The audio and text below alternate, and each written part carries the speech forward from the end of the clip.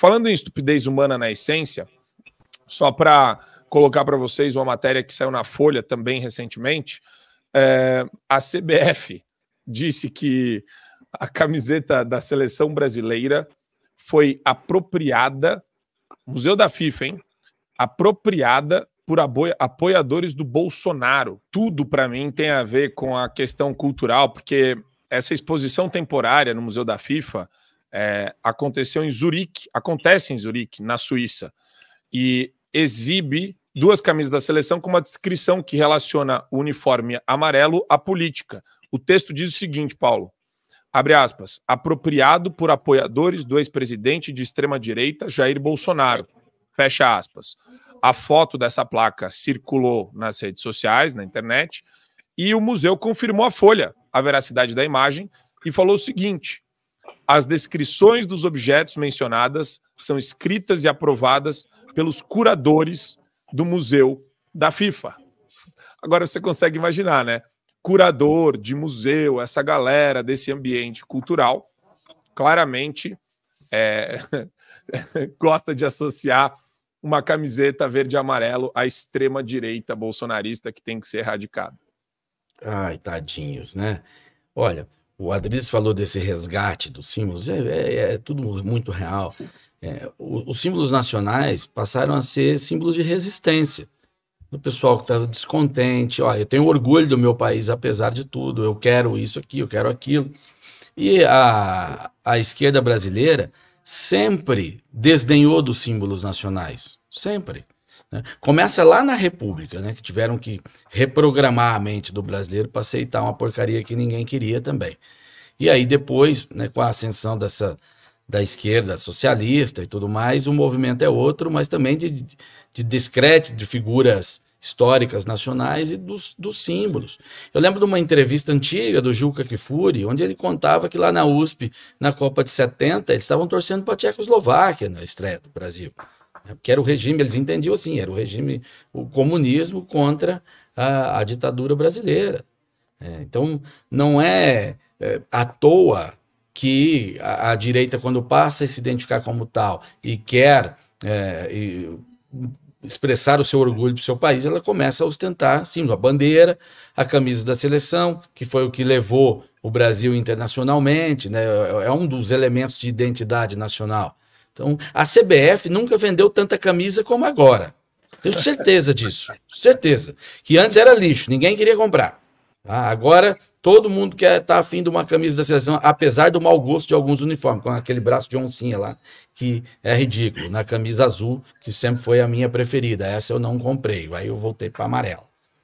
Depois de muito esforço para comprar, porque o fornecedor não conseguia entregar. Tamanha era a demanda. E aí, essa classificação aí que foi colocada lá no museu e tal, também entendo que não expressa a posição real da CBF, tá?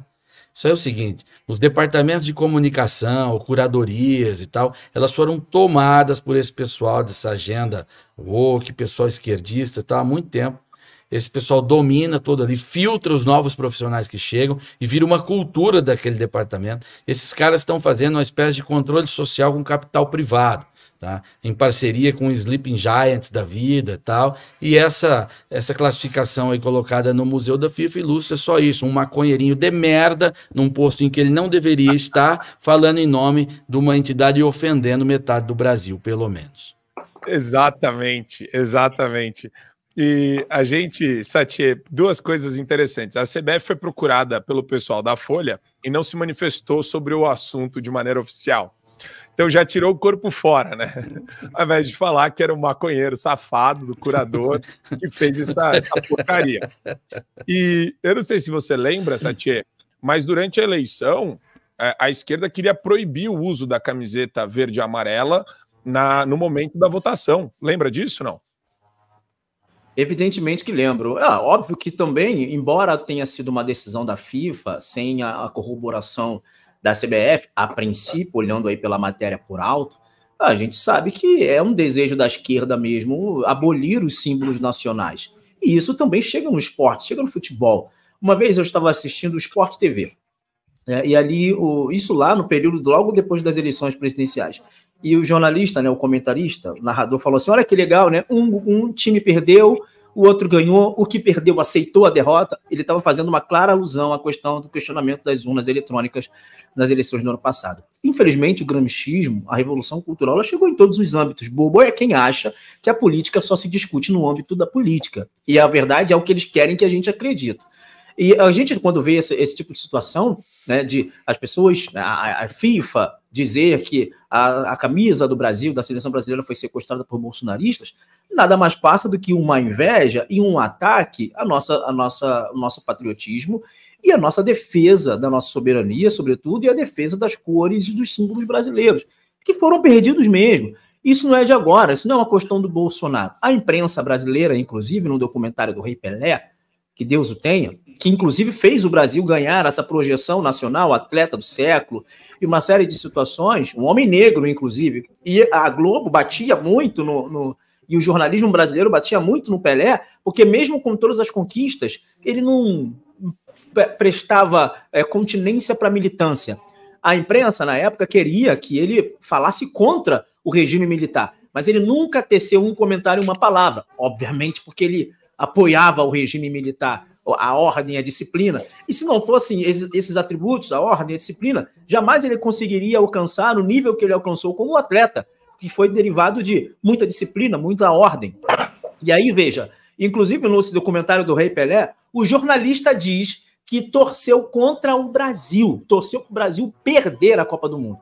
Graças a Deus, o Brasil não perdeu e aquela seleção é a maior seleção de todos os tempos. Por que eu estou falando isso? Porque esse problema não é um problema da FIFA de 2024, já é um problema desde 1970, quiçá antes da perseguição dos símbolos brasileiros. Obviamente que a seleção e a CBF ela não representa o Brasil como um todo, são as cores da seleção brasileira. O Brasil, infelizmente, é conhecido como o Brasil, o país do futebol. Quem sabe talvez pudéssemos ser conhecidos como os Estados Unidos, do empreendedorismo, capitalismo, o mercado aberto, o livre mercado, a economia. Infelizmente, não. A gente aqui é conhecido como um país do futebol. Então, a gente, obviamente, usa as cores da bandeira do Brasil na camisa da CBF justamente para expressar esse sentimento de amor pelo Brasil, não pela CBF. Aí vem o maconheiro, como muito bem o Paulo disse, lá da FIFA e cria toda uma ilação dizendo que a camisa foi sequestrada. Olha, infelizmente, os esquerdistas gostam de usar vermelho.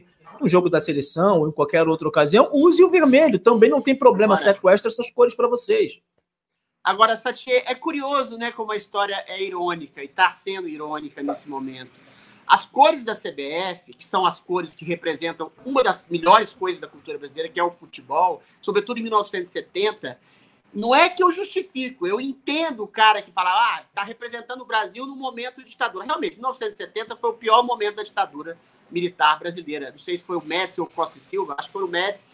Mas era um momento que tinha tortura, que tinha morte, realmente não era um período legal. Você pode até justificar o início de 64 como uma contraofensiva a um golpe também de esquerda, mas em 1970 era um momento triste. E aquelas cores verde e amarela representavam o Brasil na cabeça da esquerda, que se contrapunha àquele regime também ditatorial. Agora, hoje, é exatamente o contrário.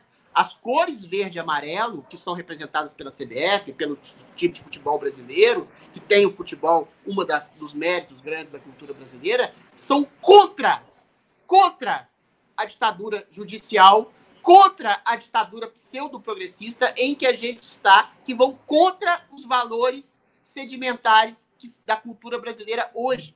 Ou seja, hoje, as cores da nação brasileira, as cores da bandeira, as cores da história da República, das cores da história do país, são as cores da resistência real. A opressão, o establishment, são as pessoas hoje que odeiam o verde e amarelo, que odeiam a bandeira nacional, que pisam em cima da... Isso, estou falando sem metáfora, tá? A filha do João Gilberto, esqueci o nome dela agora, ela pisou no palco, no show, nos Estados Unidos, fora do Brasil, pisou na bandeira nacional. Então, as cores do Brasil são as cores da resistência contra a ditatória que a gente vive hoje no Brasil. Para você ter acesso ao conteúdo integral do Fio Diário, é fundamental que você assine agora a plataforma e aproveite as condições que a gente tem promocionais para você ter todos os acessos aos programas Adrilho sobre Tudo, Marco Antônio em Direita, Além do Ponto G, entrevistas com personalidades nacionais e internacionais, óbvio, Show da Manhã e várias outras atrações do Fio Diário.